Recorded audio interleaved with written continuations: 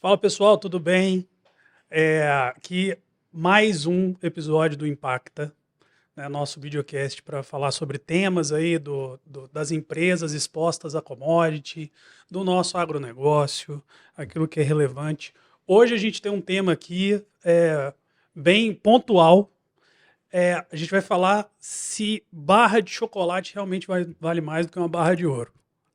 Tô brincando, tem o nosso convidado de hoje, que é o Laerte Moraes. Vamos conversar um pouquinho sobre essa dinâmica do cacau, do chocolate, o que são os assuntos que estão mais em alta e quem sabe eu vou aprender um pouquinho sobre isso. Né? Laerte, bem-vindo, obrigado por estar aqui. E vamos começar falando um pouquinho sobre como é que você chegou nesse cacau, né? Como que você chegou até aqui? Vamos começar por aí. Olá, João. Olá, pessoal. Obrigado pelo convite. É um prazer estar aqui conversando com vocês, falar um pouquinho sobre cacau, que é uma cultura que tem um potencial enorme. O Brasil tem um potencial enorme, tem uma história muito bacana para trás, uma história muito mais bonita pela frente. Então, eu sou um entusiasta do cacau no Brasil, do É chocolate. mesmo? Você perguntou se o cacau vale mais do que, se uma barra de chocolate vale mais que uma barra Vale de mais ouro. Eu ou acho que mais. vale, porque o ouro você não vai conseguir comer, né? Tem O essa ouro também. é reserva de capital, reserva de valor. E o cacau gera chocolate e outros derivados que têm prazer, que você consegue consumir de uma maneira muito, Mas tava muito. quase, hein? Não, mas a questão Esses de. tempos atrás aí Mas é tava questão de quase. preço é outra história. Quer dizer, Tava não quase. tem dúvida, mas acho que isso a gente tem que olhar, claro, com a preocupação com relação à precificação para o cliente, como é que chega na ponta, mas com a grande oportunidade para o agro brasileiro. É. Quer dizer, essa mudança estrutural no cacau, que nós vamos conversar, o preço vai ajudar muito a fazer essa transformação que nós vamos conversar daqui a pouco. Falando como é que eu cheguei nessa posição, foi meio sem querer. Eu venho de uma indústria de agropecuária, eu sou veterinário de formação, acabei entrando na indústria alimentícia e faz alguns anos dentro da Cargill, eu assumi o negócio de cacau e chocolate. A Cargill tem uma posição importante no cacau e chocolate, é a segunda maior empresa de processamento de cacau do mundo, tem uma posição relevante aqui no Brasil. E eu assumi esse negócio num momento bastante difícil. Era um momento que a Cargill não, o Brasil tinha perdido muito a capacidade de produção por uma série de fatores, principalmente pela vassoura de bruxa, mas também perdeu muita Uhum. competitividade com relação ao modelo que se implantou na África, no continente africano, e estava muito desafiador.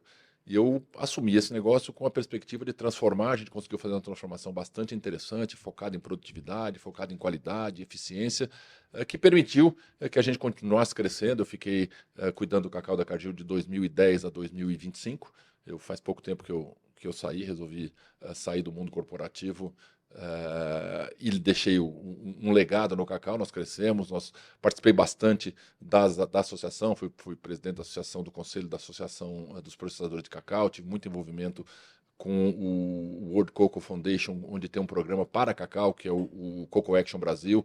Então o cacau me encantou nos últimos anos, principalmente porque eu gosto de oportunidade, eu gosto de Uhum. crescimento, eu gosto de transformação. E o cacau, gente, se você olhar as commodities agrícolas, ele é praticamente a única commodity agrícola relevante que o Brasil importa. Como é que um país agrícola como o Brasil, Mas se agroindustrial como o Brasil, transformou no importador. então se transformou no importador, É. mas é a única commodity relevante que o Brasil é importador. Como é que a gente pode imaginar que o Brasil, que é líder em carnes, líder em soja, líder em milho, ou líder, o segundo lugar em milho, em café, em algodão, em laranja, está importando cacau? Quer dizer, Mas, que tem nisso? O que é, está acontecendo com esse mercado que nós não conseguimos organizar? E o momento é agora. E quando você fala que está valendo quase que uma barra de ouro, tem que olhar isso como oportunidade, porque vai ser um momento que a rentabilidade vai permitir transformar o que era o cacau modelo antigo de produção num modelo moderno de produção. uhum. E isso veio para ficar. Então eu sou um entusiasta e acho que isso vai acontecer nos próximos anos. Essa história sua, eu acho que vai ser boa. Quem sabe pode ser até você conta um pouquinho mais, né, como que você chegou aqui, mas esse lado do cacau, para quem até não acompanha tanto, né, essa commodity, o Brasil já teve um protagonismo muito maior, né, no mundo nessa produção de cacau. Com o tempo, uma série de desafios agronômicos, né, foram Não, levando não, não só o isso. Brasil até Vou te aqui. contar um pouquinho a história. Acho que é importante para nossa conversa contextualizar o que aconteceu com o cacau. O Brasil realmente foi, no princípio do século passado, relevante no cacau. Primeiro, por quê? Porque o cacau é de origem da Amazônia. O cacau é de origem latino-americana. Olha aí. E ele se adaptou muito bem na região sul da Bahia, porque tinham condições climáticas, condições de solo parecidas com o que havia no norte do Brasil. E ele veio crescendo bastante bem no princípio do século passado, até uma boa parte do século passado, ele veio se desenvolvendo. Só que num modelo agrícola de pouca intensidade de tecnologia. Era uma commodity que tinha uma rentabilidade razoável. Uhum. O Brasil passou a ser exportador de cacau. O Brasil exporta cacau desde o princípio da colonização no Brasil, ele exporta cacau. Mas ele começou a ser relevante na exportação de cacau a partir dos anos 70, 80, onde a gente tinha um superávit. O Brasil chegou a produzir 400 mil toneladas de cacau e era o maior produtor, o maior exportador de cacau do mundo. Só que não só o advento, houve um problema sistêmico muito importante, que foi a vassoura de bruxa, que foi uma doença fúngica que entrou no sul da Bahia de maneira avassaladora. O sul da Bahia não estava preparado para lidar com essa doença, então a produção nacional, que era de 400 mil toneladas, caiu para 120, 125 mil toneladas, fazendo o Brasil ser importador, porque nós temos que lembrar que o Brasil também é um grande consumidor de chocolate. Isso que eu falei, né? Que é o desafio agronômico. Essa é uma parte, mas a outra parte, quer dizer, primeiro, o cacau nunca foi, até agora, uma cultura de altíssima intensidade agronômica. Por quê? Porque se implantou um modelo na África. Quando a África começa a produzir cacau, ela tinha algumas características que permitia que ela fosse bastante competitiva. Tem que lembrar que os modelos de sucesso são aqueles que são competitivos economicamente, principalmente no agronegócio. E a África montou um modelo, principalmente Costa do Marfim, Gana, Nigéria, Camarões, onde você tinha terras disponíveis, baratas, você tinha possibilidade de desmatamento, você tinha mão de obra barata, terras férteis e incentivo do governo para produzir. Uhum. E muita mão de obra de pequeno produtor. Então se montou um modelo de produção... Pequeno produtor lá é o quê? De 1 a 5 hectares. Bom. Tudo é microprodutor. Se você microprodutor. comparar com o Brasil, são microprodutores, mas que podem ser eficientes. Só que o que aconteceu ao longo desse período? Primeiro, o sistema de distribuição ou de transporte e comercialização desse cacau ele é muito fragmentado. Você imagina para produzir lá quase 3 milhões de toneladas de cacau, quantos milhares e centenas de milhares de produtores que você tem, cada um produzindo um pouquinho. Então custa muito. Segundo, as pressões com relação ao meio ambiente e trabalho começaram a ficar cada vez mais evidentes. Então você teve muita área que foi convertida de mata para cacau, você teve muito trabalho, muito questionamento sobre o trabalho semelhante à escravidão ou infantil. Isso tudo começou a trazer para a África um contexto de que a gente precisa achar uma solução. As empresas investiram, fizeram muitos trabalhos em melhoria das condições de processamento, de crescimento da forma de trabalhar, mas a produtividade começou a cair. Por que ela caiu? Isso aí na linha do tempo a gente está falando de mais ou menos quando? Nós estamos falando dos anos 90 e 2000 até 2015, mais ou menos, quando as árvores, os pomares de cacau começam a envelhecer. Tá. Você não tem áreas novas, as áreas novas não existem mais, Tá. os pomares começam a ficar velhos, a fertilidade do solo está indo embora, e a mão de obra está ficando mais difícil você lidar com a mão de obra menos regulamentada. Isso é uma época, então, que a planta passa por esse estresse na cultura e ela começa a ficar antiga, você precisa renovar, você precisa plantar, é toda a cultura. Na mesma hora que também sustentabilidade, toda a cada vez responsabilidade fica, social cada vez ficando fica cada vez maior. tanto ambiental quanto social. Os requerimentos vão ficando cada vez maiores e vai ficando difícil você solucionar isso na África. Então já era uma perspectiva que a África ia diminuir a produção e ela vem diminuindo a produção. Só que ela mantinha o mercado de cacau por essa característica, você tinha um estoque mundial de passagem razoável, então você tinha uma estabilidade no preço. O preço variava ali ao redor de entre 2 e 3 mil dólares a tonelada. Só que nesses últimos anos, de 2021, 22 para cá, isso começou a se associar a um clima mais seco e você começou a ter realmente déficits de produção muito grandes e o mercado de consumo de chocolate continuou firme. Então o que você vai fazendo? Você vai reduzindo seu estoque. Firme crescendo? Firme crescendo. Firme o crescendo. chocolate cresce mais ou menos na margem, ele cresce como o crescimento do PIB mundial. Tá. Então ele vem crescendo 2, 3% ao ano, 2, 3%. só que você tem uma produção caindo, e o que aconteceu? As empresas foram reduzindo os seus estoques, Até que chegou um determinado momento, há 2 anos atrás, que todo mundo percebeu que não tinha mais estoque. E você não recupera isso do dia para a noite. A cultura de cacau, se você plantar hoje, daqui a 3 anos você começa a produzir para ter pico de produção a partir do 6º, 7º ano. Então o que aconteceu? O mercado explodiu de preço. E faz 2 anos que o preço saiu de 2 a 3 mil dólares para de 7 a 10 mil dólares. Chegou a 12 mil dólares. uma Que tonelada quebra, hein? de cacau. De histórico. Mudou completamente a figura. Por que eu falei que isso é uma oportunidade? Porque o cacau na África, pra você ter uma ideia, o cacau no sul da Bahia, ele produz mais ou menos 300 quilos por hectare. No Pará, que é um pouco, vamos dizer, tem mais tecnologia agrícola, ele produz 700, 800 quilos. Na Claro África, que tem gente que é melhor. tem, Tem gente que é um tipo diferente de produção. A produção uma vamos dizer, média. mais agrícola e no sul da Bahia a vassoura de bruxa destruiu muito o parque, vamos dizer, agrícola foi muito destruído. Tem poucas árvores por hectare, árvores velhas, pouco investimento, por uma série de fatores. E na África, que produzia seus 800 quilos, está produzindo 600 quilos e vai cair para 500 quilos, vai cair para 400 quilos. Então está dado que tem um déficit no mundo. Só que não adianta eu replicar o modelo da África, não tem outros países no mundo que você consiga replicar esse modelo de forma economicamente viável. Modelo, você fala, De mão de custo obra de barata, terra, mão de custo de obra. terra, mão de obra barata, fertilidade de Tá. solo, você não tem. E mesmo na África, você tem competição hoje com mineração, você tem competição com seringueira, que está dando mais. Então, é fato que a África vai deixar de ser protagonista. Eu não estou dizendo que a África vai ficar sem cacau, longe disso. A África vai continuar produzindo cacau, Claro. mas ela vai deixar de ser a única protagonista. E surgem outras opções. O Equador passou a ser relevante. O Equador hoje, do universo que o mundo produzia, hoje é menos, mas produzia algo próximo, um pouco menos que 5 milhões de toneladas, hoje está na faixa de 4.500. O Equador passou a produzir 500 mil toneladas e o Brasil só 200 mil toneladas. E a gente tem um potencial enorme. Por quê? Porque nós temos todas as condições propícias para fazer o cacau crescer. Primeiro, ele é originário daqui. Segundo, nós temos terras absolutamente férteis e disponíveis. Nós temos a nossa força agrícola é fora de série, nós temos Sem tecnologia, nós temos acesso a financiamento. O que falta? Falta o produtor agrícola e a indústria se organizarem para garantir que esse fluxo vai acontecer. Por quê? Porque o produtor agrícola ele vai ter que investir numa cultura de longo prazo. Ela é capital intensivo e paciente no começo. Por quê? Porque ela custa caro para implementar e leva um tempo para você começar a receber. Então, quer dizer, e ele não tem esse conhecimento, ele não tá habituado com isso. O nosso agricultor, fortemente, milho, soja, culturas anuais. E ele precisa converter isso. Rentabilidade é boa, não tem a menor dúvida. Quando você põe no papel, a rentabilidade é muito interessante. Só que você tem que ter uma entrada de capital e de aposta no futuro que seja condizente com a perspectiva do agricultor. Mas vamos falar disso aí, que eu acho que é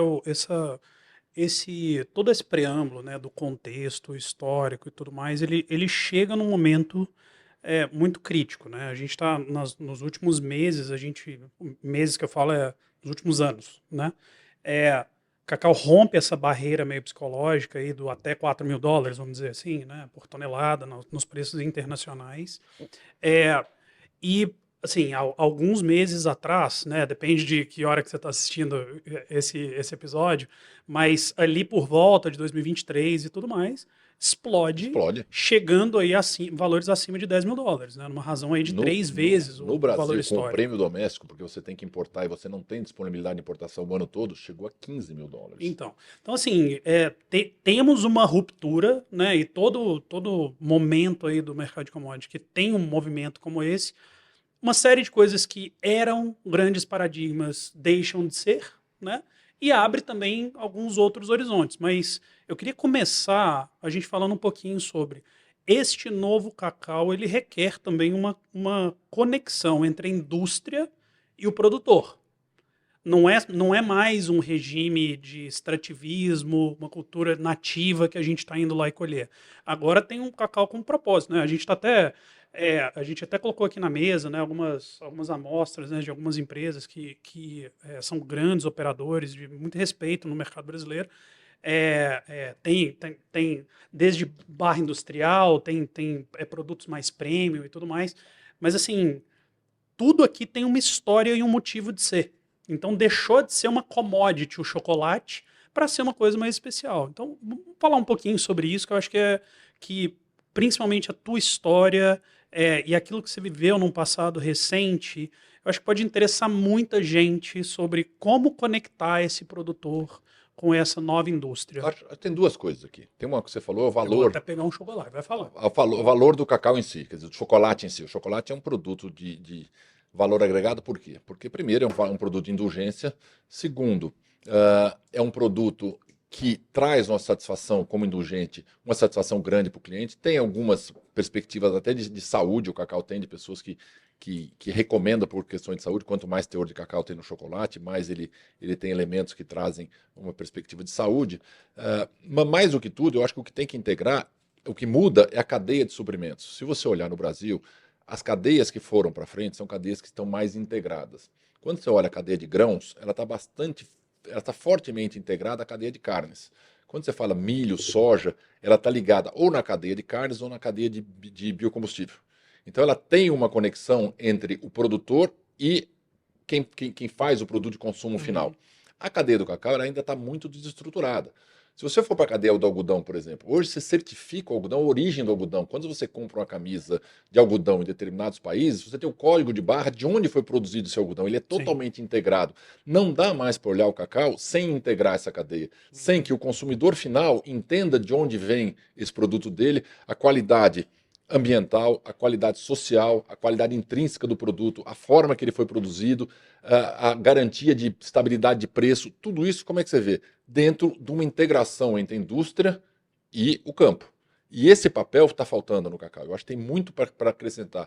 A indústria do cacau e do chocolate vem trabalhando muito isso nos últimos anos. A iniciativa do Cocoa Action Brasil, que é da World Cocoa Foundation no Brasil, tem trabalhado isso, mas eu acho que tem espaço para conseguir fazer essa conexão e traduzir de forma prática como é que você opera uma cadeia de suprimentos. E a complexidade está mais no requerimento do processador do cacau, do cliente do processador do cacau, do produtor. Onde é que mora a complexidade? Eu acho que tem dois elementos aqui. O primeiro elemento é que você precisa garantir para o produtor. A demanda existe, a indústria precisa de cacau. Você não faz chocolate se não for com cacau. Então a demanda está ali, você não tem discussão, a demanda é dada. Só que o preço não está estabelecido. Então a galera aqui de substitutos de cacau agora falando assim, mas também tem um substituto de cacau. Tem, mas chocolate é chocolate. Quer dizer, vamos lá, aí vamos entrar no outro. Você tem chocolate, você tem compound, são categorias parecidas. O chocolate é feito com cacau, o compound é feito também com cacau, mais com gorduras de outras áreas, mas tem outro mercado. São mercados diferentes, mas também usam derivados de cacau. Mas o que eu estou dizendo, o chocolate, o cacau, ele demanda aqui, ele tem a demanda na ponta de cá. O produtor precisa se sentir confortável em entrar na cultura que ele não conhece de longo prazo. É o que eu te falei, você vai plantar o cacau hoje, você vai começar a colher daqui a 3 anos, até lá é só dinheiro que você pôs. Tem uma ruptura tecnológica. Vou deixar isso aí no estacionamento aqui, vamos falar sobre a necessidade de capital. Tem uma ruptura tecnológica para isso, porque eu preciso fazer um cacau de alta produtividade para justificar a rentabilidade que eu preciso hoje. Então, precisa ser um cacau irrigado, precisa ser um cacau bem manejado, mecanizado, tem muito desenvolvimento de mecanização para ser feito. Então, precisa de investimento. Então, você precisa concatenar o produtor que está disposto a entrar na cultura que ele não tem hábito, que é de longo prazo, precisa concatenar uma garantia de que como é que eu vou vender esse produto lá na ponta? Eu tenho alguém que compra esse produto? Eu tenho um tomador desse produto? E precisa ter quem faça, não só ter a parte da assistência técnica, que tem conhecimento disponível, mas você precisa ter alguém que esteja disposto a financiar isso aqui, porque é capital paciente e intenso.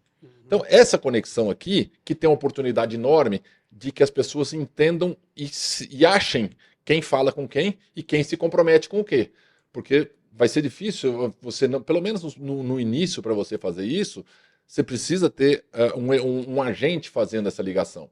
Por exemplo, quando você vai na cadeia da laranja hoje, já não é um problema.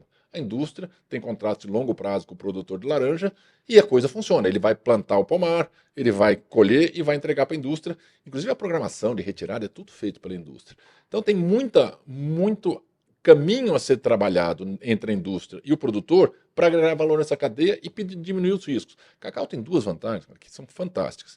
Primeiro, cacau não é perecível, cacau é muito parecido com café, então eu posso armazenar, não é que nem produzir fruta irrigada, que a hora que eu produzo caminhões e caminhões de mamão, se meu vizinho tiver produzido, o preço vai cair e eu tenho que entregar e não tem jeito. Exato. O cacau não, é que nem café, eu ponho no armazém e espero o melhor momento. Existe um mercado futuro. E segundo, o mercado futuro, você tem liquidez. Você tem a Bolsa de Nova York, o Brasil opera com a Bolsa de Nova York, e você opera com a Bolsa de Nova York, você tem tanto diretamente futuros como derivativos, que você vai proteger o seu preço. Então tem algumas vantagens que o produtor está enxergando agora. O momento é agora.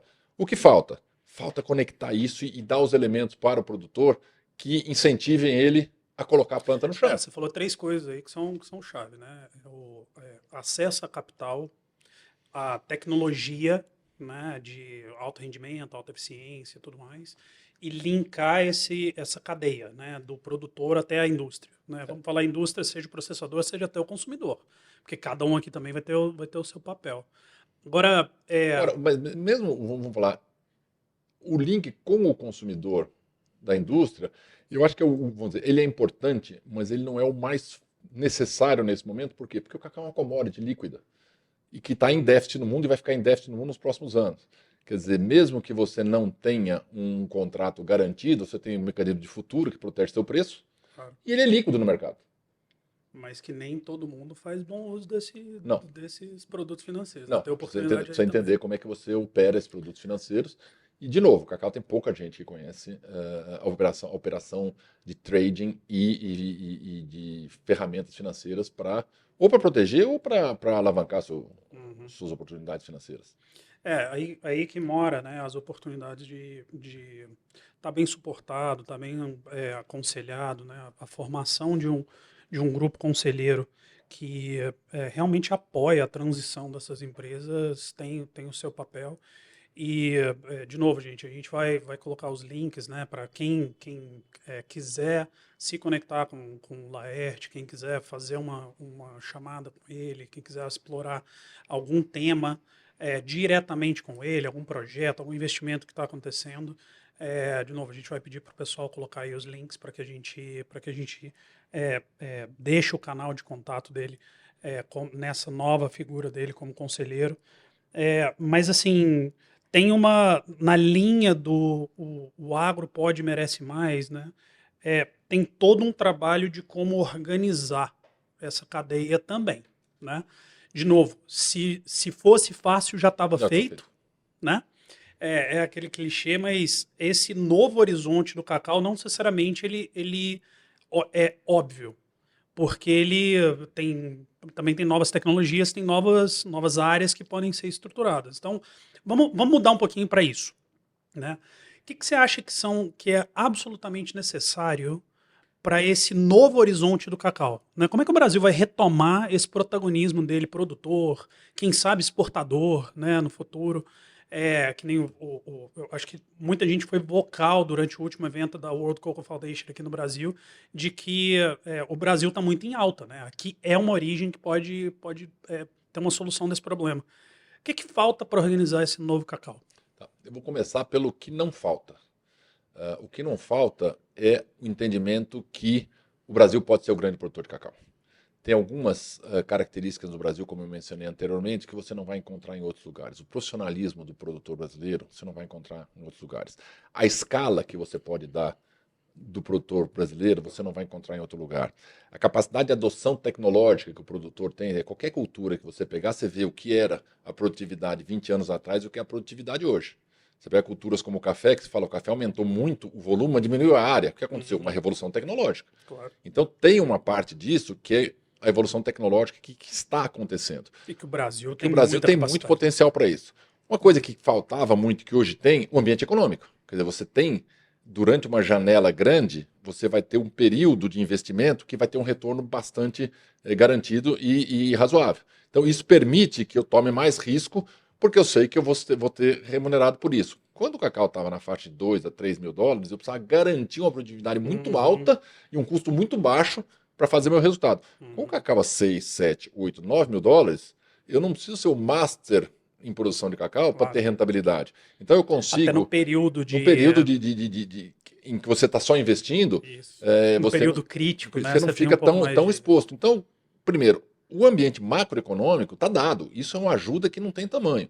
Tecnologia, que nós estamos chamando de cacau do cerrado, que é a grande transformação, nós estamos falando de sair aí do sul da Bahia de 300 quilos por hectare, na África de 600 a 800, nós falando em 3 a 4 mil quilos por hectare. É outro universo. Nós não estamos falando de melhoria incremental. 5 vezes. Não é incremental, é uma transformação tecnológica que está em curso, já está provado isso em várias áreas, tem algumas empresas já montando, que já estão com isso em campo, não tem largas produções, por quê? Porque você precisa começar. Eu fui um dos Projetos incentivadores. maravilhosos tem. Então, mas foi um projeto. Por exemplo, eu comecei um projeto desse alguns anos atrás, dentro da Cargill, com um parceiro agrícola, para desenvolver isso. Basicamente, o que era o objetivo? Era desenvolver quantas plantas por hectare, qual o espaçamento, qual o intervalo entre ruas, como é que você faz a melhor poda, com cobertura de banana, sem cobertura de banana. Quer dizer, como é que você maneja essa cultura com outra perspectiva. Não é a perspectiva do cacau que vai continuar existindo, tem o seu valor,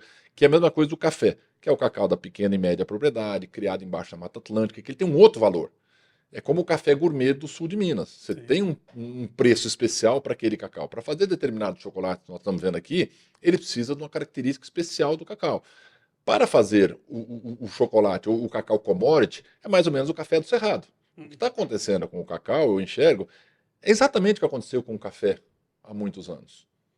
Só que o cacau, ele tem hoje, o café também tem hoje, um valor agregado muito alto e uma oportunidade enorme, que é o ambiente macroeconômico e a tecnologia que o Brasil tem e o empresário rural que o Brasil tem.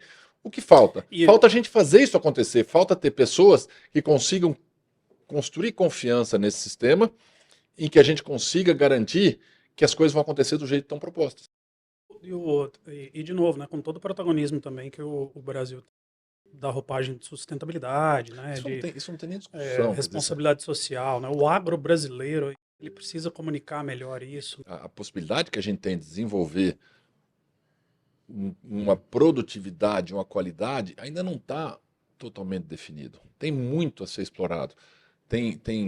Hoje, quando você olha café, você vai numa indústria de café, quantos café você fala hoje em blends de café, que você pega café de diferentes origens, Sim. com diferentes características. Café de origem, café de intensidade. E café blend desse aqui com aquele ali, tal, que vai dar tal sabor. O cacau não tem isso, está muito longe, tem muito espaço para isso. Já fica o convite para o pessoal aí vir no episódio da Mariana. Falar de café. Falar de café aqui com a gente vai ser maravilhoso, mas vai. Mas, por exemplo, hoje fermentação. Fermentação de cacau é um processo que não é um processo uniforme e nem dirigido. Por quê? Porque não tem escala. Cada um faz sua fermentação num pequeno. A fermentação é um processo onde você pega a fruta do cacau, você tira a casca, ela tem uma polpa e a semente. A semente é que tem a manteiga e o pó de cacau. Só que você tem essa polpa que tem açúcar, você fermenta esse açúcar de maneira aeróbica e anaeróbica para dar certas características ao cacau, a manteiga e ao pó. E isso ele é feito hoje em pequena escala, sem uma padronização, então você não extrai valor disso. A hora que você tem grandes projetos em escala, que você pode ter um processo muito mais controlado de fermentação, você vai dirigir esse processo para onde você quer, para as qualidades que você quer. Genética. Quem faz pesquisa genética de cacau? A CEPLAC faz, mas ela tem muito germoplasma, muito mais focado em defesa sanitária, alguma coisa em produtividade, mas não em qualidade intrínseca do produto final. Então tem um universo do cacau, que nos próximos 10, 20 anos, que eu costumo dizer, o degrau que as outras culturas, a escada que as outras culturas já fizeram, sobraram degraus muito pequenos e custosos para você avançar. Vão continuar, o soja vai continuar crescendo em produtividade, qualidade, mas o cacau tem degraus grandes para serem alcançados. Isso vai ajudar muito nesse momento. É interessante, né? Porque é quase um de volta para o futuro, assim, quando você conta essa história, né? A gente pega, né? Olha quanto valor existe, né? Em cada um desses produtos, né? O chocolate ele já está sendo mesmo os chocolates mais premiums, né, os chocolates que eles têm todo esse cuidado, né, das empresas na valorização do que é o chocolate, na qualidade do chocolate, na intensidade do chocolate e tudo mais. Olha a oportunidade que existe de conectar bem este consumidor e o requerimento dele com a agroindústria e com o produtor rural. E até você me perguntou, acabei não completando a história de sustentabilidade. Isso é inquestionável nesse modelo. Você está trabalhando com produtores que seguem todas as regulamentações necessárias, tanto legais quanto das companhias dos clientes. Quando a gente faz uma certificação de um produtor, tem todos os requerimentos de sustentabilidade, e você está falando de sustentabilidade ambiental, social, econômica, como é que ele espera. Que a hora que você joga na larga escala, você consegue fazer isso, que é o que acontece com as grandes empresas de agrícolas do Brasil. Você tem questão de sustentabilidade, porque todo mundo trabalha de acordo com a necessidade e o requerimento. E isso vai ser transpassado para o produto final. Ele deixa de ser, para mim, a sustentabilidade nesses patamares, ele passa a ser table stake, é necessário ter, não tem como não ter. Você quer jogar, você tem que ter sustentabilidade, que é o que está acontecendo com alguns países no mundo que estão perdendo a característica de garantir sustentabilidade e estão perdendo a atratividade. Essa é a verdade. Mas tem todo um lado do como fazer. É um requerimento mínimo, né? Então você só tem a licença de operar no momento que você garante isso. Mas você acredita que toda empresa já digeriu isso tão bem que não tem trabalho a ser feito, né? Ou seja, só tem empresa aí, né? Eu não estou falando. Acho que assim, aqui a gente tem alguns exemplos de empresas que a gente admira muito, né? Que já trabalhamos com eles de alguma maneira, direta e indiretamente, somos consumidores e tudo mais, mas que assim, tem todo um trabalho que já é feito hoje em dia. Mas eu acho que assim, a pergunta que eu queria te falar nesse sentido é, beleza, o Brasil ele tem muita coisa que deixa ele voltar a ter o protagonismo, né? Mas o que está faltando e o que são oportunidades que ainda não foram acessadas, né? Mesmo por essas empresas aqui que merecem uma arquitetura melhor de cadeia de suprimento, um trabalho de alinhamento nessas cadeias, de organização dessas cadeias. Onde que estão Acho, as dores desses quer empresários e dizer, desses eu falei um investidores? pouco da questão de como organizar a cadeia de suprimentos, mas eu acho que tem uma dor aí, que é como fazer gestão dessa cadeia de suprimentos. Quem é o Uhum. profissional que faz isso? Quem conhece e entende que você está deixando de ter um produto que você vai colocar no mercado para vender e passa a ter um produto que ele faz parte de uma cadeia, que tudo que ele fizer no começo da produção vai impactar no valor final do produto. Quem tem um entendimento dessa gestão? Qual profissional que vai conseguir enxergar os diferentes Uhum. elos da cadeia para garantir o que é importante? Quando ele fala que eu quero contratar um determinado produtor, o que é importante para esse produtor ter, sabendo o que é o que o consumidor final está precisando? Então, é uma Uhum. transformação de ser uma produção agrícola separada da industrial, ou do processamento primário e do processamento final. É uma cadeia integrada. Então, você precisa criar profissionais que entendam desde como produzir, como fazer a comercialização disso, como garantir que você está aportando valor dentro da cadeia. Então, é um profissional diferente do que a gente tinha antes. Esse profissional precisa ser preparado. Em outras cadeias, você já tem mais isso. Uhum. Você vai falar em algumas cadeias, o profissional sabe de ponta a ponta qual é o valor da cadeia. Ele É. consegue demonstrar e garantir o valor. No cacau ainda não está claro A- para todo mundo. Apesar de que nesse mundo agroindustrial e tudo mais, uma das coisas que é impressionante é mesmo o Brasil, com a exposição que tem ao agronegócio, agropecuária e tudo mais, é muito difícil você ter uma faculdade do agro, Sim, né? sim, sim, sim.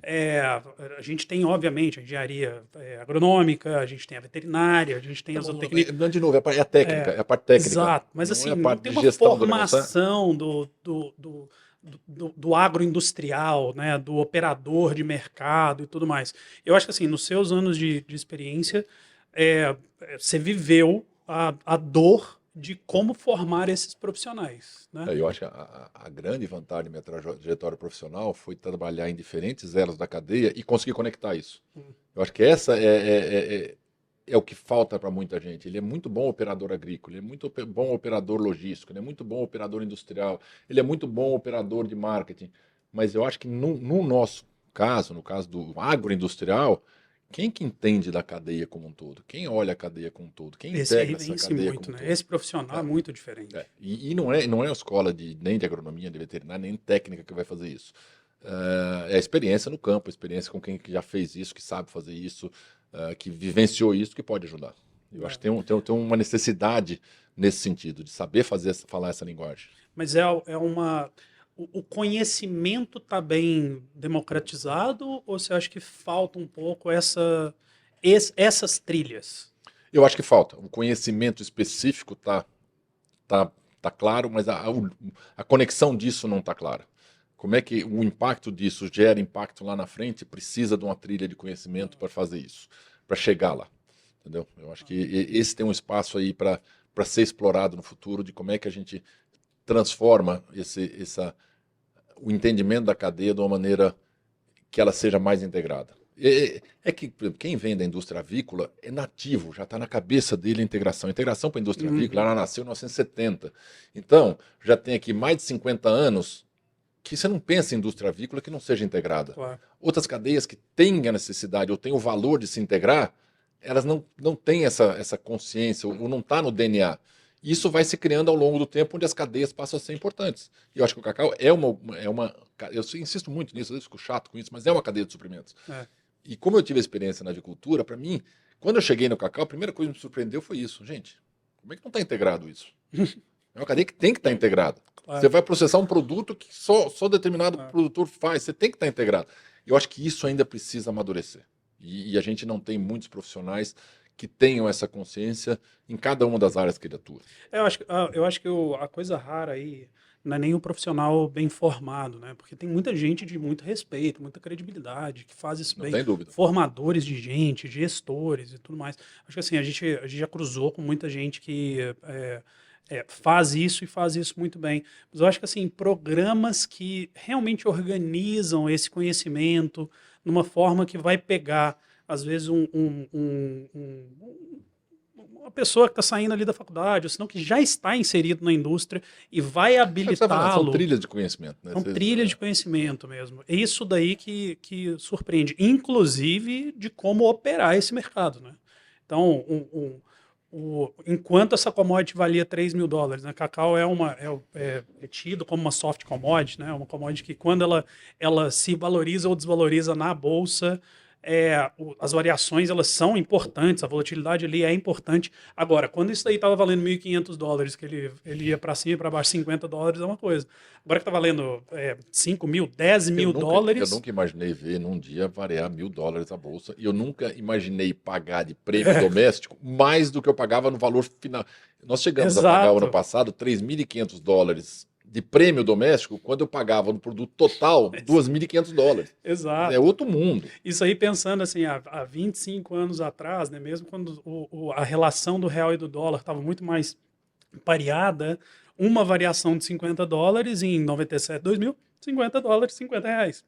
Agora, no momento que a gente começa a ter uma variação de $350 num câmbio que está entre 5 e 6 reais, E, isso daqui é um absurdo, e né? lembrando que o nosso consumidor consome em reais. É Exato, mais exato. complexo ainda, quer dizer, a complexidade de como é que você lida com risco, esse é outro ponto a ser tratado, é a complexidade de como é que você lida com risco, porque você está lidando aqui com uma bolsa de Nova York, você está lidando com um prêmio doméstico que está vinculado com a capacidade de abastecimento doméstico e a capacidade de importação, você está lidando com imposto de importação e imposto de exportação, que é o drawback, você está lidando com câmbio e consumo em real. Então a complexidade disso, meu amigo, não é simples. Para o empresário já é difícil. Imagina para quem está tentando se formar nessa nova indústria, né? E até para o empresário que está investindo nisso. É. O que eu acho que é uma boa, assim. Vamos falar sobre o investimento que tá vindo. Você mencionou um pouco no início que existe um novo cacau, né? Um novo velho cacau, mas é um novo cacau que ele está indo para áreas novas, com rentabilidade diferente, que permitem novas tecnologias. Exatamente. Vamos falar um pouquinho sobre isso, né? O que é a característica desse novo horizonte do cacau, desse novo cacau que está crescendo? Do ponto de vista agronômico, é muito parecido com o que aconteceu com o café. Quer dizer, Tá? você aportar tecnologia de intensificação, você colocar muito mais árvores por hectare, Tá. e aportar nutriente, água, e condições de manejo para que isso dê resultado. Quer dizer, Claro. o cacau, É uma ele transformação. nos tecnológico, Visualmente são totalmente duas diferente. coisas Totalmente diferentes, diferente. Quem né? está acostumado a olhar a cultura de cacau embaixo, de sombra da cabruca, e olha uma produção dessa, falou, é outro mundo. Parece Exato, você está olhando uma produção de laranja. Quando você olha por exato. cima, assim, você olha por drone, é uma produção de laranja. Você fala, nossa, eu estou vendo fruticultura. Então, do Uhum. ponto de vista tecnológico, é completamente diferente. Outra oportunidade enorme que tem algumas empresas começando a trabalhar é mecanização. Você trabalhar numa produção tradicional, você está falando de uma pessoa, uma mão de obra para cada 5 hectares. Quando você fala uma produção em escala, você tem que falar de uma pessoa para 25 hectares com a mecanização que tem hoje, que você faz poda automática, mas você não faz colheita automática. O cacau ainda você tem que tirar manualmente do pé, Claro. mas você já faz quebra da fruta automática. Então você tem que desenvolver tecnologia agrícola, mecanização, que funciona. Hoje você vai ver numa produção de média propriedade, a fermentação é feita, a mudança dos cortes é tudo manual, é com a pá, que o cara vai lá, põe a pá, vira, põe ar no coisa. Isso tudo tem que ter mecanização, você tem que ter tanques de fermentação, você tem que ter bactérias que ajudem a fermentar. Então tem uma mudança tecnológica que só a escala vai permitir. Sem escala você não consegue fazer isso. Então, eu acho que tem um ambiente de mudança tecnológica que vai ser crescente. Não dá, eu tenho muita dificuldade de dizer qual é o limite hoje. Tem gente que diz que o limite da planta genético é 6.000 quilos por hectare. Nós estamos falando aqui de 3, 3,5, quando a média no Brasil é 350. Então é outro mundo, é outro nível. O potencial é enorme. É a mesma história que você fala com o café. Quanto produzia café há 30 anos atrás? Quanto produzia soja há 30 anos atrás? Frango que eu vivi. Quando eu comecei na avicultura, lá nos anos 90, você gastava mais ou menos, grosso modo, 2,5 kg de ração para fazer 1 quilo de frango. Em quantos dias? Em 48, 52 dias. Hoje você faz um frango com 1,750 kg de ração, ou até menos, com 40 dias. Entendeu? Então é outro. O que aconteceu? Mudou tudo, mudou genética, mudou manejo, mudou nutrição, mudou ambiente. Mudou. Mas essa característica o agro brasileiro tem. A capacidade de transformar essa cadeia de produção a partir da tecnologia. E de novo, isso está faltando. Isso daqui não é teoria, né, gente? Para chegar a 3.000, está dada a tecnologia. Talvez para chegar a 5, 6.000, nós vamos ter que trabalhar com outras coisas. Ser mais, vamos dizer, mais preciso e mais pesquisa. Mas o que está dado aí para dar esse pulo, primeiro pulo, porque eu te falei, o degrau é muito grande. Esse primeiro degrau, ele é muito grande. A gente não pode perder essa janela de oportunidade de dar esse passo. Então, tecnologia eu acho que é fundamental. Falta desenvolvimento de pessoas, conhecimento. Eu acho que o conhecimento está disponível, mas ele não está aplicado. Então, precisa ter conhecimento aplicado. Tem bons técnicos no campo, mas não são em quantidade suficiente para expansão. Uma restrição que tem oportunidade também são viveiros de muda. Tem poucos viveiros de muda, então se você quiser expandir o cacau, você tem dificuldade, porque mesmo a tecnologia de muda, ela está começando a ser desenvolvida agora. Agora que os viveiristas estão aprendendo a fazer muda de cacau numa velocidade mais curta, com mais produtividade, com menor mortalidade a campo. Então tem uma tecnologia que está sendo desenvolvida de muda. Se você olhar 5 anos atrás e hoje, tem um salto enorme. Mas precisa ser multiplicado. Então tem oportunidade de multiplicar viveiros de muda. Então tem uma série de coisas no ambiente que estão prontos. Tem uma economia em volta da cultura ali. Que está acontecendo. Está acontecendo. Herbicidas, por exemplo, e químicos. Tem um monte que não podiam utilizar. Por quê? Porque ninguém foi atrás. Ninguém. Faz 2, 3 anos começou-se a trabalhar isso. Hoje você tem uma gama de instrumentos agrícolas muito mais aptas para você usar na sua produção de cacau. Então tem muita coisa que agora, como eu te falei, com a janela econômica que está estabelecida, vai andar. Só que precisa o quê? Precisa quem esteja próximo disso, tenha conhecimento e faça o desenvolvimento e conecte as pontas disso. Quando eu escuto isso, né, você está vivendo isso daí com mais intimidade nesses últimos anos, mas parece que realmente é uma transformação, e como toda transformação, de novo, vão ter uma série de perguntas, uma série de dúvidas aí que não só vale estar com quem já viveu isso daí, que sabe separar um pouco o que é falatório do que é realidade, né? Mas também se conectar com os vencedores dessa indústria, né? Acho que é o momento, mas também é a oportunidade, é um momento que permite que você faça as escolhas e tome algum risco nesse sentido, porque a recompensa hoje é muito grande. Então, não está tudo determinado, mas tem conhecimento do mercado que possa ser aplicado a isso. É tudo escrito na pedra que vai dar daquele jeito? Não, tem alguns caminhos que você vai ter que achar como nada. Mas o tamanho da oportunidade que tem agora, você conectar as pessoas corretas para fazer isso e fazer o deployment disso, fazer isso acontecer, eu não tenho dúvida que vai acontecer nos próximos de 2 a 5 anos, o Brasil vai transformar esse mercado e ele vai voltar a ser líder em produção. Os números que a gente ouve de potencial são bastante relevantes. Nós estamos falando realmente de voltar a ser mais do que protagonista, de voltar a ser líder de cacau no mundo. E de novo, são os mesmos grupos de investidores, tem capital para isso tudo, né? Porque também uma coisa é investir num Brasil da década de 70, 80, né? Quando a gente teve o primeiro grande boom, aí, vamos falar assim. Agora nós estamos em 2025, a commodity está valendo esses 5 a 10 mil dólares, né? Ela está em outro patamar, mas também tem um outro requerimento de capital. Vamos lá. Você perguntar se tem capital? Tem. Capital tem. Hoje a liquidez de capital no mundo, eu acho que ela é bastante boa. O problema é quem está disposto a aplicar esse capital.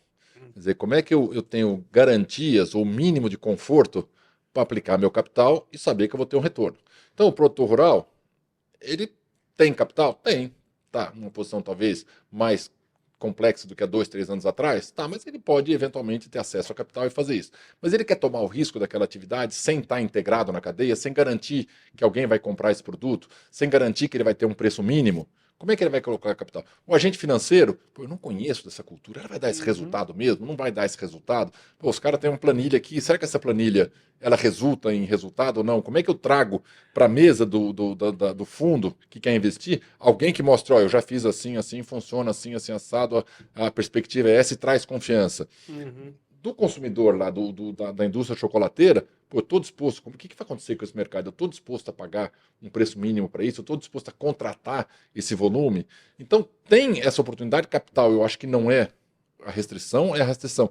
Como é que eu transformo essa oportunidade em confiança para o capital chegar? Porque eu não tenho dúvida que capital no mundo é intensivo, necessita de ser paciente, mas tem gente que investe em mogno africano, que são 25 anos para produzir, de capital intensivo. Exato. Tem gente que investe em mineração, que vai levar 10 anos para chegar na mina. Então, eu acho que não é esse o problema. O problema é você conseguir garantir que você tem um nível de confiança entre as partes que permita que as pessoas invistam e acreditem na rentabilidade e depois isso se materialize. Sem dúvida, não. Mas que existe uma dificuldade de você fazer isso, eu acho que ele existe. Por quê? Porque precisa construir essa confiança. Cada pedaço dessa cadeia precisa confiar que aquilo vai acontecer. E eu acho que isso é o que tem sido trabalhado nos últimos meses e nos últimos 2, 3 anos, que vai acabar nos projetos grandes de crescimento do cacau. E, de novo, lá na JPacta a gente conversa muito, né, com essa fonte de capital, com esse mercado financeiro que tem se aproximado do agro, e a gente tem visto mesmo um aumento desse apetite, né, pelo entendimento do contexto do cacau, pelo entendimento do contexto do investimento de longo prazo, uma fome por bons projetos também, então não é todo projeto que voa, né? Então um pedido para que a gente também consiga separar um pouco aqueles projetos que realmente deveriam ser levados para frente, mas com modelos muito inovadores, né? Também não tem um formato só. Eu acho que não tem um formato só, e tem também agora, eu estava falando um pouco da confiança. O pessoal do mercado financeiro, vamos olhar um pouquinho para trás e não muito para trás, ele se entusiasmou com o agro e fez algumas escolhas bastante razoáveis e fez algumas escolhas que não foram razoáveis. Sim. E acabaram ficando com algum receio. Sim, de como é que eu acesso esse agro. Então eu acho que tem um espaço aí que volta a falar de confiança. Interrompendo, o mote do o agro pode e merece mais vem muito exatamente dessa percepção de que tem uma assessoria bem feita que precisa ser feita, né? Não é falta de dinheiro, de pactos confiança. Justos, né? De pactos que realmente são corretos, que não é de nada errado, então, que de novo, tem credibilidade. É o que eu te falei, não falta dinheiro, falta confiança. Exato. E não é confiança que tem desconfiança, que alguém está querendo tomar o lugar do outro, tomar do outro. Não, falta confiança, falar, não, eu acredito que isso vai dar certo, eu acredito que eu posso colocar, que eu vou retirar. Então eu acho que essa confiança que está sendo construída, e que eu acho que a JPacta e outras empresas podem construir, é assim, através de pessoas que conheçam, que tragam confiança para esse negócio, que consigam conectar as pessoas que sabem fazer de um lado com as pessoas que precisam que essas pessoas façam do outro. É isso que precisa fazer.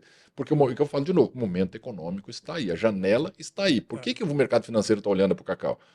Porque o spread de ganho que se apresenta parece ser bastante interessante. Qual o medo dele? Pô, será que como é que eu aposto as minhas fichas na carta certa?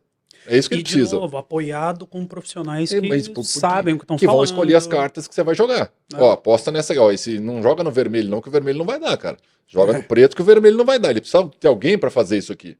Entendeu? Porque isso aqui não é um jogo que todo mundo ganha, que qualquer coisa funciona. Você tem que, como você falou, escolher os projetos corretos, com as pessoas corretas, que construam a confiança que isso vai acontecer.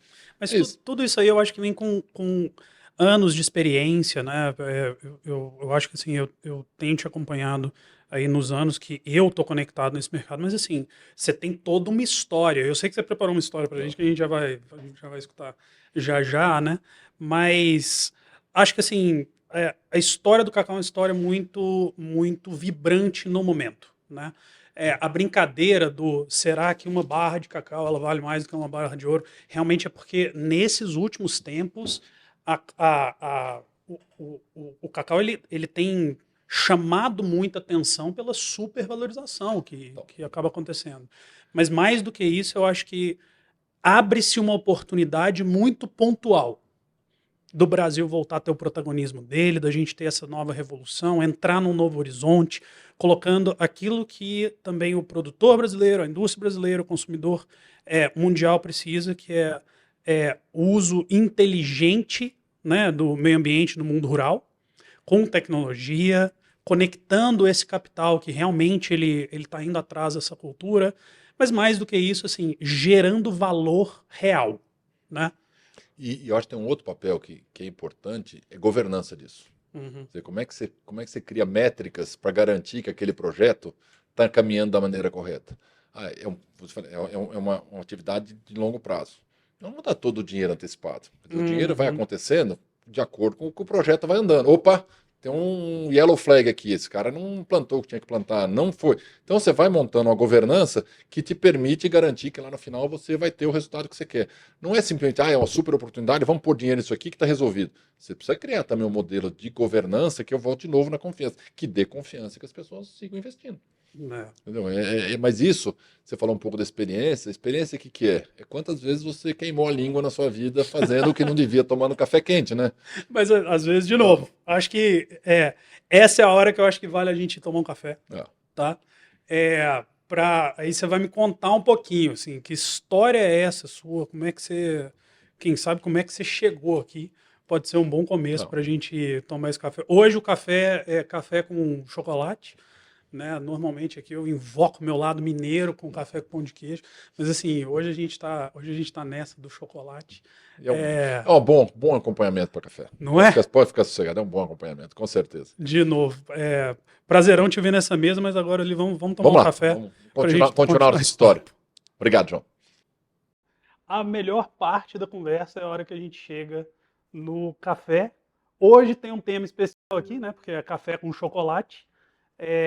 Mas a gente sempre pede uma história que quem vem aqui fale, que eternize, que conte, né? Uma história que marcou aí a sua trajetória e tudo mais. Laerte, me conta que história é essa. Hoje vamos falar um pouco da trajetória bastante inusitada da minha carreira profissional, de onde eu vim e onde eu vim parar, onde eu fui parar. E nós vamos falar de chocolate, a gente falou bastante de chocolate hoje, que eu nunca imaginei que eu fosse trabalhar com chocolate, que eu fosse conhecer o chocolate. Por que isso? Eu, por razões que muitas vezes eu mesmo desconheço, eu me formei veterinário aqui em São Paulo com duas ideias na cabeça. Eu tinha basicamente duas ideias que me fizeram encaminhar para essa carreira, que eu queria ser autônomo, eu não queria ter nem chefe, nem subordinado, e queria ser independente. Essa era o que eu propus fazer, Sem chefe independente. independente. Eu não queria tomar conta de ninguém, não queria ninguém tomando conta de mim. Então essa era a minha ideia, fui fazer veterinária, não tinha uma razão, minha família não é do campo, não tinha nenhuma referência, mas cismei com isso, não fui nenhum aluno brilhante na faculdade. Me formei e fui nessa aventura, eu achei que fosse possível. Fui para o sul do Pará para ser veterinário de campo. A verdade é que foi um fracasso tremendo. Não só do ponto de Quem vista nunca? técnico, porque eu conhecia muito pouco, tanto como do ponto de vista pessoal, que eu não me adaptei a esse tipo de vida. Aí eu voltei para São Paulo, falei, o que eu vou fazer? Não sei o que fazer. É uma fase que você ainda está muito jovem, não tem muita experiência, Vida resolvida, né? mas você precisa começar. Aí eu fui por acaso, aí começam as questões as coincidências, as oportunidades, que a gente falou de oportunidades, a gente viu aí um monte de oportunidades no Cacau. Como é que você captura essas oportunidades? Me surgiu uma oportunidade que eu não esperava, uma oportunidade de uma empresa avícola para fazer gestão de negócio, não cuidar da parte, vamos dizer, técnica, mas fazer gestão de negócio, que eu também não tinha conhecimento nenhum. Isso aí lá Aí, no Paraná ou por aqui? não, isso aqui em São Paulo. Aqui em São Paulo. Aí vem um pouco da gestão de risco. Como é que eu vou assumir um negócio que eu não conheço, mas que eu acho que eu posso aprender e consigo trazer resultado? E começa a minha primeira experiência liderando um grupo e sendo liderado dentro dessa empresa. E é verdade que foi de bastante sucesso. Nós conseguimos fazer uma transformação muito grande. Eu me adaptei muito a essa nova função, mas muito focado ainda no meu universo, universo Aham. de agropecuária, no Você universo estava vindo de avícola. Porque eu vim veterinário, né? disso, eu conheço o assunto. Tinha leite, tinha avicultura.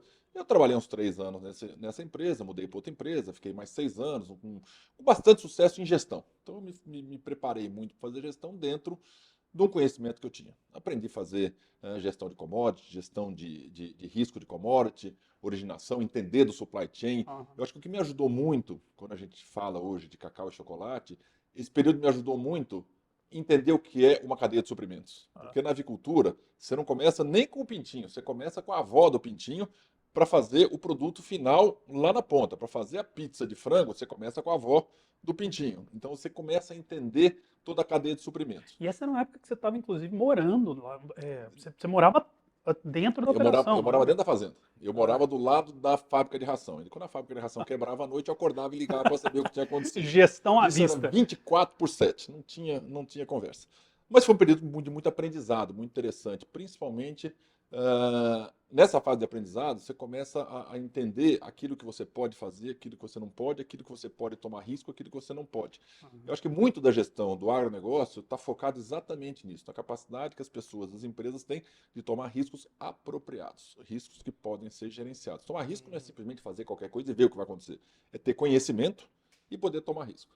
Eu passei por mais 2 empresas, na terceira empresa realmente foi a única que eu não consegui me adaptar. Realmente era uma empresa que não deu jogo. Meu jogo era uma empresa avícola também. E eu pedi para sair. Falei, não quero mais. Saí. Primeira vez que eu falei, vou sair, não tinha nada, 3 filhos pequenininhos. Falei, o que eu vou fazer com isso aqui? Morando no interior, 3 filhos pequenos. Apareceu uma entrevista para uma empresa multinacional da área de avicultura. Eu, beleza, fui para os Estados Unidos, fiz entrevista, voltei confiante. Falei, vai ser comigo mesmo? Não tem. É comigo. Conheço, estou fechado. 1 semana, 2 semanas, nada, tô parado, saí. Aí vem a oportunidade.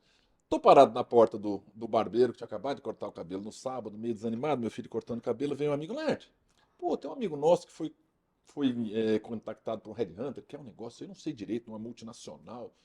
Pô, cara, eu nunca pensei em trabalhar em multinacional, mas pô, mas vou ouvir. Isso era um sábado. Segunda-feira eles deram ok, na terça o headhunter me procurou, fiz entrevista por telefone em inglês, que eu falava mais ou menos na quarta, na quinta.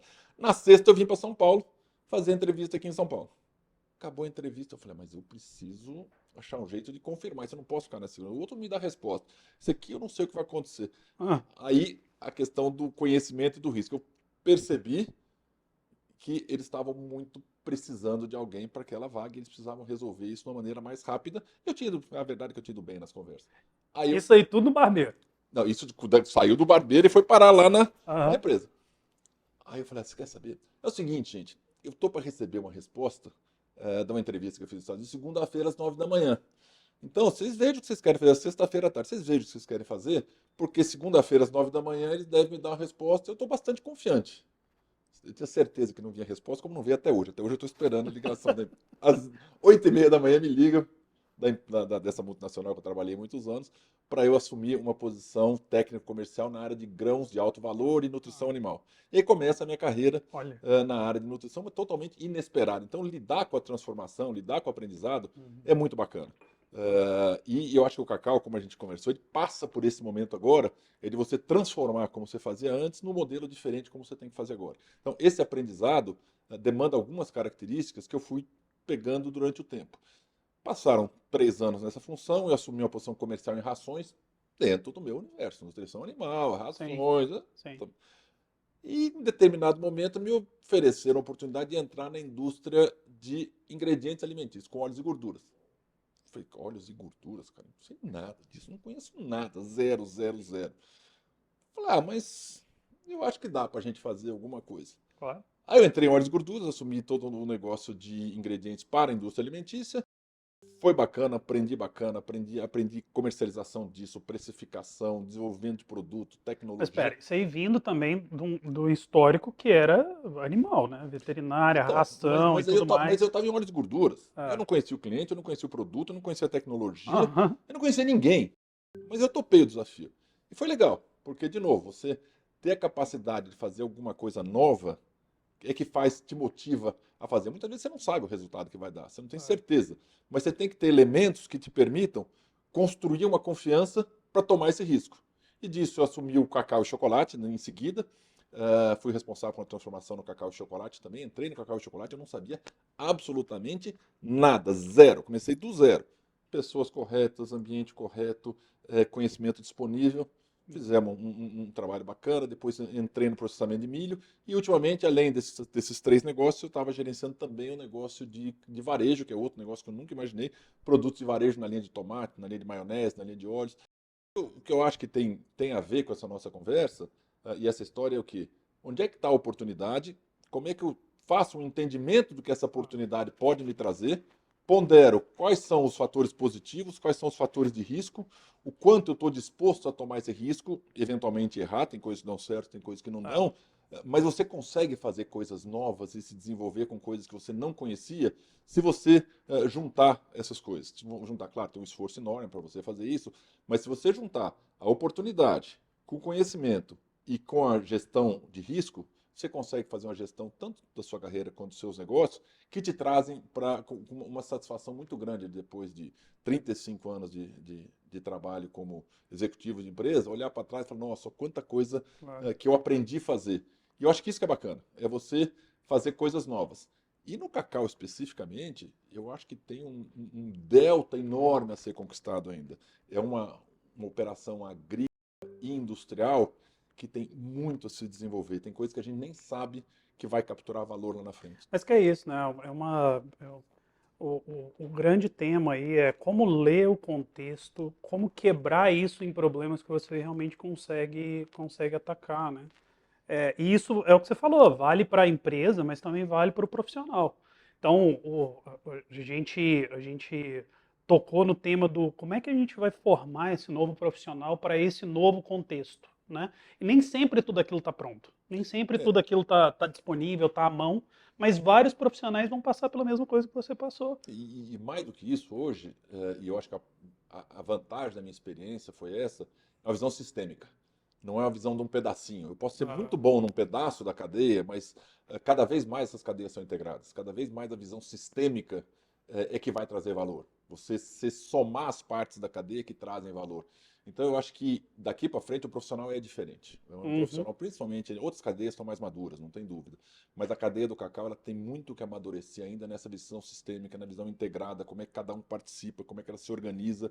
E eu acho que olhar da maneira de que o conhecimento é importante, mas também tomar as decisões na hora correta e tomar os riscos apropriados é que faz você chegar lá. Mas quem foram as pessoas que. Porque no final das contas, todo mundo precisa de ajuda, todo mundo precisa de alguém que já passou por aquilo e tudo mais, né? Quem que foram as pessoas que foram importantes para você para te ajudar nessa trajetória? Vou dizer, no começo, eu tinha a primeira oportunidade de gestão que eu tive, eu tinha 25 anos, e eu tive a grande oportunidade de trabalhar com uma pessoa que era o dono da Folha de São Paulo, que era o seu Otávio Frias de Oliveira, que Ah, hoje que eu sempre brinco, o homem da ponte, que dá o nome da ponte estaiada. hum, O seu Otávio Frias, ele era o dono da Folha, ele tinha uma operação avícola e de leite em São José dos Campos, que era o final de semana dele, a diversão dele, mas ele tratava aquilo como negócio. E é um homem que na época tinha uma experiência muito grande de vida e como lidar com as pessoas, como lidar com os negócios. E eu tinha embates com ele bastante interessantes. Eu tinha todo sábado, das 7 da manhã às 6 da tarde, e todo domingo, das 7 da manhã ao meio-dia, eu estava com ele. E ele, por sorte minha, ele se encantou com a minha forma, um jovem muito entusiasmado, muito querendo aprender. Ele me ensinava muitas coisas. Vou dar um exemplozinho que eu sempre conto essa história porque me marcou. Eu sempre querendo fazer o melhor, sempre querendo fazer o máximo. Um dia ele estava me questionando um negócio que eu fiz um contrato de não sei o que e tal, tal. Eu virei para ele cheio de confiança. confiança, orgulho. Eu falei, senhor Otávio, eu vou falar umas coisas pro senhor. Senhor Quantos anos Otávio, você tinha, sabe? E ele 25. quanto? Ele tinha 85. Eu falei, senhor Otávio, 25, eu falei, 85? senhor Otávio, vou contar uma coisa pro senhor. Confiança Esse plena. negócio que eu fiz aqui é um negócio que eu faço pelo dinheiro do senhor, que eu não faço pelo meu. Crente que ele fosse me elogiar. Aí ele falou para mim, você vê como você gasta mal o seu dinheiro? Aí, Toma, aí você aprende que a toma. vida é diferente. Ah, Então, o seu Otávio foi uma pessoa fundamental em várias coisas que ele me ensinou. Ele me ensinou como interpretar as pessoas, como interpretar, ler como fazer com que as pessoas façam aquilo que você deseja que elas façam. Ele tinha muita essa leitura. Então, foi um aprendizado muito importante. O seu Otávio foi fora de série. Trabalhei com outras pessoas, por exemplo, na Cargill mesmo, trabalhei com o Sérgio Rial, que era uma pessoa que me provocava muito, e eu também desafiava ele bastante. respeito master. Então, mas eu tinha uma coisa com ele, talvez ele nem saiba, que era. eu me sentia das poucas pessoas que me sentia à vontade de desafiar. Falar não, falar que não era assim, que podia ser diferente. E a gente tinha uns embates, que tem hora que eu falava, nossa, eu acho que eu passei do ponto no embate. Mas eu acho que era positivo, porque Claro. dava confiança, dava muito aprendizado. Então, eu acho que tiveram algumas pessoas na minha vida que eu aprendi bastante. E a verdade é o seguinte, você não aprende tudo com uma pessoa, você não tem um mentor Claro. que resolve sua vida. A percepção do que está acontecendo e você participar de grupos e de reuniões e de momentos em que você tem pessoas capazes, cada um em sua área, e você capturar, tentar buscar o máximo entendimento do que é o conhecimento dessa pessoa, te ajuda muito. Você aprende a falar melhor, você aprende o código da empresa que você está trabalhando, você aprende como se posicionar no setor. Então, cada momento é um momento de aprendizado. Para mim, o que me move é isso, é estar sempre buscando aprendizado. Então, é uma coleção de pessoas diferentes que você vai pegando a hora que você se vê fazendo alguma coisa que alguém comentou, que alguém deu input. Então, está sempre aberto a aprender. Eu acho que isso é fundamental. E é isso, assim, ninguém sabe tudo, né? Sempre é uma, na trajetória das empresas, dos profissionais, sempre tem uma hora que a gente precisa recorrer alguma coisa que a gente não conhece, ou experiência de um outro momento, né? Dentro da cadeia do cacau, inclusive, a gente está vendo um pouco disso, né? Conhecimentos que estavam muito presentes num outro Brasil, de um outro momento, na verdade, não só do Brasil, né? Mas na cadeia como um todo, num outro momento, agora eles estão sendo cobrados, mas é isso, assim, tanto na JPacta, mas principalmente na conversa aqui do Impacta, essa coisa do o agro pode e merece mais. E ele pode e merece mais exatamente quando profissionais que estão querendo colocar esse conhecimento, querendo colocar essa experiência para jogo, eles se predispõem a trabalhar em projetos interessantes, a problemas de negócio interessantes e a momentos e contextos que esta experiência pode se juntar com o empreendedorismo, né, com o investimento que está acontecendo agora, com o lado executivo que está lidando com os temas. E assim, é um prazer estar conversando aqui contigo sobre isso e até escutar um pouco dessa E sua só história. comentar mais uma coisa que às vezes a gente deixa meio de lado. O que é a persistência? Porque tudo isso você vai desenvolver, você vai buscar, você vai trazer, mas você precisa persistir. Você precisa Aham. acreditar naquilo que você está fazendo e persistir. Porque muitas vezes você bate cabeça aqui, bate ali. E a pergunta que eu sempre me fiz não é porque não deu certo, não é porque alguém não deixou eu fazer. O que eu poderia fazer de diferente Hum. para chegar onde eu gostaria de chegar? Então, trazer muito para si a responsabilidade de fazer alguma coisa. Porque se você fez daquele jeito e não deu certo, a culpa é sua. Você não achou o caminho correto. Alguém conseguiu fazer daquele jeito.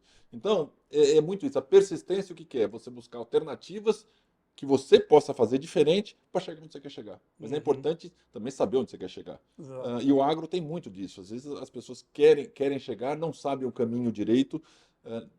Tem muita gente que entrou por aqui, não deu certo, entrou por aí, não dá certo, e acha que o agro Uhum. não é para mim. Eu acho que não. O agro Não, tem oportunidades enormes. tem ideias Exato. maravilhosas que são pessimamente assessoradas e suportadas, que não é que a ideia era ruim, não é que o negócio era ruim, simplesmente a pessoa estava E mal achar o caminho apoiada, né? correto. Eu acho que tem um momento agora que o Brasil está vivendo, e no cacau isso está evidente.